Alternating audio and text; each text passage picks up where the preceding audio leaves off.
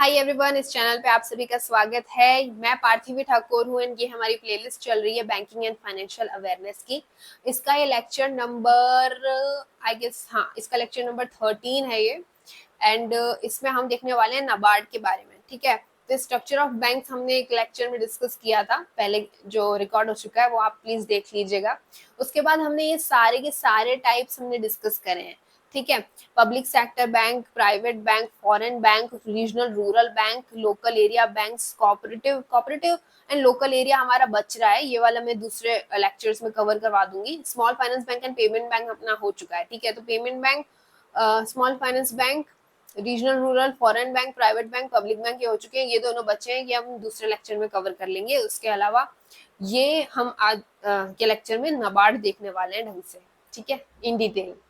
Okay, तो non commercial banks, ये जो नाबार्ड, एक्सिम, सिडबी, एनएचबी, ये सारे नॉन कमर्शियल बैंक्स के अंदर आते हैं। नॉन कमर्शियल बैंक्स को हम और क्या क्या कहते हैं?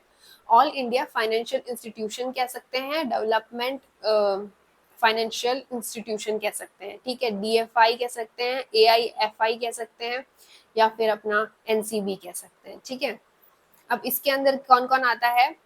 नाबार्ड इसका एग्जाम्पल हो गया, एक्सिम हो गया, सिडबी हो गया, एनएचबी हो गया,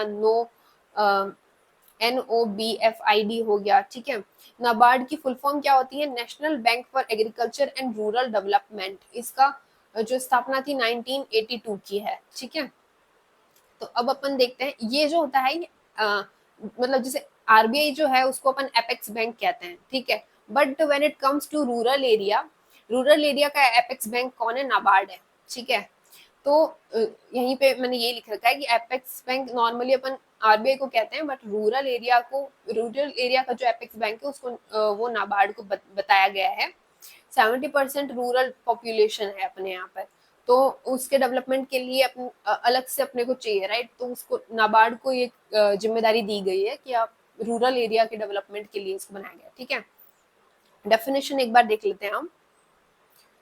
ठीक है, NABARD is an apex development bank in India 1982 to promote sustainable agriculture and rural development by providing and regulating credit and other facilities for rural economic activities and infrastructure। ठीक है, वो इसमें बताया गया है कि rural economic activities and infrastructure के लिए फैसिलिटीज प्रोवाइड करना, उनको ये सारी चीजें ढंग से हो रही है कि नहीं हो रही, उनको सुपरवाइज करना, रेगुलेट करना, एंड मतलब डेवलपमेंटल अपॉर्चुनिटीज प्रोवाइड करना, एंड जो भी गवर्नमेंट जो स्कीम्स ला रही है, जो योजनाएं ला रही है, उनको इम्प्लीमेंट करना, उनका सुपरविजन करना कि ये ढंग से हो भी रही है, ये स्कीम्स ढंग से चल भी रही है कि नहीं चल पा रही है ना।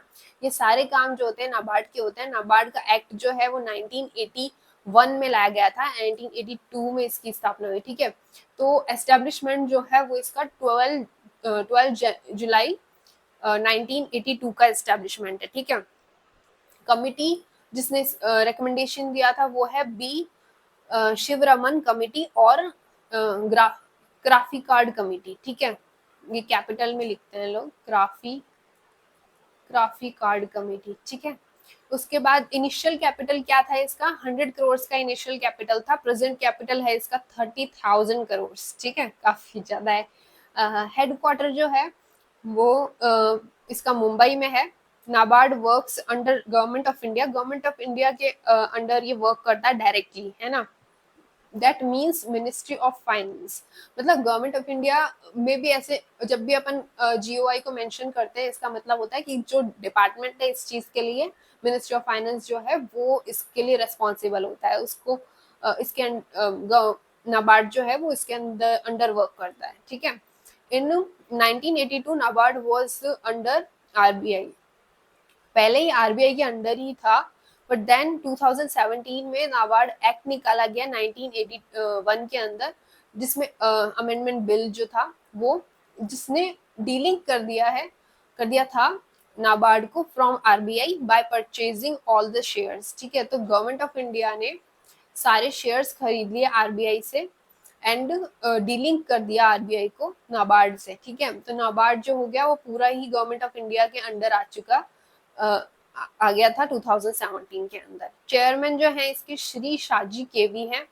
एंड उसके बाद अपन देखते हैं सब्सिडरीज ऑफ नाबार्ड, मतलब नाबार्ड के अंदर भी कई सारी बने हुए हैं, सब्सिडरीज बनी हुई हैं जो कि और भी मतलब बाइफरकेट कर दिया है, जिससे कि जो काम है उसको और भी डिवाइड कर सकते हैं कि ये वाला सेक्टर आप देखोगे, ये चीज आप देखोगे, ये चीज आप देखोगे, इस तरह से। ठीक है, तो नाबार्ड कंसल्टेंसी सर्विसेज, आपको समझ में आ जाएगा कौन सा किसके लिए रिस्पॉन्सिबल, कंसल्टेंसी के लिए रिस्पॉन्सिबल है। ठीक है, NABCONS, ठीक है, नैबकॉन्स, है ना। तो ये हो गया कंसल्टेंसी के लिए। नाबार्ड फाइनेंशियल सर्विसेज लिमिटेड, ठीक है, नैबफिन्स, NAB, क्या लिखा है, हाँ, नब समृद्धि, ठीक है, नब समृद्धि फाइनेंस लिमिटेड, ये फॉर्मली एग्री, ये मतलब इसका जो फॉर्मल जो नेम था वो एग्री बिजनेस फाइनेंस था, ABFL था। ठीक है, अब इसको नव नब समृद्धि फाइनेंस लिमिटेड बोल दिया गया है, मतलब नाम चेंज कर दिया गया है। नब किसान,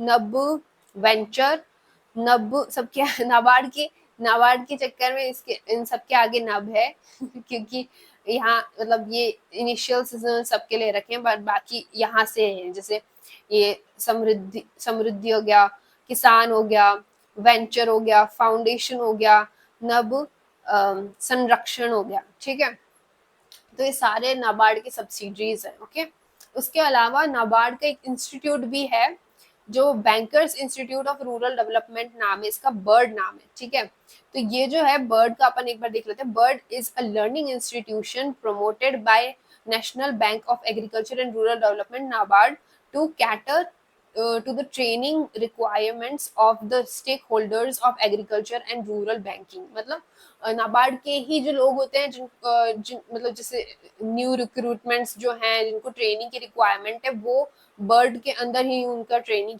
करवाई जाती है। बर्ड अपना है bankers institute of rural development, इनमें उनकी ट्रेनिंग करवाई जाती है, काइंड ऑफ ट्रेनिंग सेंटर है ये। ठीक है, डायरेक्टर जो है वो TS राजी जैन जो भी है ये, तो ये डायरेक्टर हैं यहाँ पे बर्ड के। एंड एस्टेब्लिशमेंट ईयर जो है 1983 का है, इसका हेडक्वार्टर लखनऊ में है। Objective to provide training facility to RRBs personnel मतलब एम्प्लॉय होता है। ठीक है, तो मैं जब छोटी थी तो मेरे को पता नहीं था, मैं सोचती थी ये पर्सनल जो वर्ड होता है उससे रिलेटेड, पर्सनल मतलब एम्प्लॉय,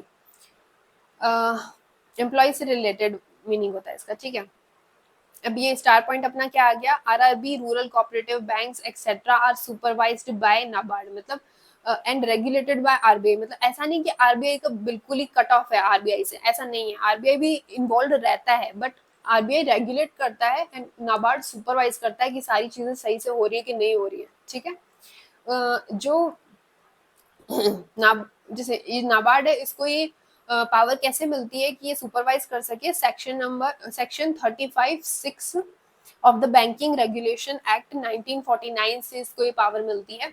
उसके अलावा जो कोऑपरेटिव बैंक्स अपन ने अभी नहीं पढ़े हैं उसमें थोड़ा सा मैं बता देती हूँ कि रूरल कोऑपरेटिव बैंक्स के अंदर स्टेट कोऑपरेटिव बैंक आता है, स्टेट मतलब स्टेट वाइज होता है, हर स्टेट का एक। ठीक है, एंड उसके अलावा डिस्ट्रिक्ट सेंट्रल कोऑपरेटिव बैंक, मतलब इसको सेंट्रल कहते हैं बट सेंट्रल नहीं है ये, मतलब डिस्ट्रिक्ट वाला ही है, तो वैसे याद रख लो कि डिस्ट्रिक्ट कोऑपरेटिव बैंक। ठीक है, तो ये डिस्ट्रिक्ट लेवल पे होते हैं, ये स्टेट लेवल पे होते हैं, और ओवरऑल रूरल कोऑपरेटिव बैंक इनको कहा जाता है। ठीक है, आगे हम और कोऑपरेटिव बैंक ढंग से डिस्कस करेंगे। ठीक है, फंक्शंस ऑफ नाबार्ड देख लेते हैं एक बार। ठीक, तो NABARD is also known for its SHG bank linkage program. ठीक है, इस प्रोग्राम के लिए भी नाबार्ड को जाना जाता है, which encourage India's banks to lend to self help groups, SHGs, self help group का SHG कहा गया है। ठीक है, NABARD has launched the self-help group bank linkage program SHG BLP bank linkage program. ठीक है, in 1992 SHG self help group जो है ये कॉन्सेप्ट इंट्रोड्यूस हुआ था सबसे पहले बांग्लादेश के अंदर सॉरी, कमिटी जिसकी रिकमेंडेशन पे ये इंट्रोड्यूस हुआ था वो थी कालिया कमेटी। मिनिमम मेंबर्स 10 होते हैं, मैक्सिमम मेंबर्स इसमें 20 होते हैं। ओनली फीमेल्स का होता है या फिर मिक्स होता है, मेल फीमेल दोनों होते हैं, बट ओनली फीमेल वाला ज्यादा पॉपुलर है, ये ज्यादा बनता है ना। उसके बाद अपन देखते हैं NABARD refinance to state cooperative banks and RRBs. इसका क्या मतलब हुआ, रीफाइनेंस का क्या मतलब हुआ कि अगर स्टेट कोऑपरेटिव बैंक वगैरह के पास अगर फंडिंग कम होती है, इनसफिशिएंट फंडिंग होती है, तो नाबार्ड इनको रीफाइनेंस कर देता है, मतलब फाइनेंस फंडिंग कर देता है, मतलब पैसे दे देता है इनको सिंपल भाषा में अपन समझे तो। NABARD also regulate rural infrastructure development funds RIDF, which was introduced by Government of India, Reserve Bank of India in NABARD in 1995-96। तो जो नाबार्ड होता है वो रेगुलेट करता है रूरल इंफ्रास्ट्रक्चर डेवलपमेंट फंड। ये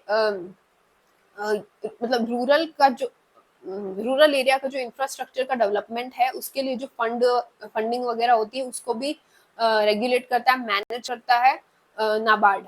ठीक है, जो कि GOI एंड RBI ने इंट्रोड्यूस किया था नाबार्ड के लिए, मतलब ये काम भी इंट्रोड्यूस किया था। कब किया था? 1995-96 के अंदर। ठीक है, तो इस तरह से अपना नाबार्ड टॉपिक खत्म हो जाता है। तो प्लीज आपको सब कुछ समझ में आया तो please do like, share and subscribe to this channel. Thank you so much for watching. I will see you in my in the next lecture of this playlist. Thank you so much for watching. Till then, take care. Bye bye.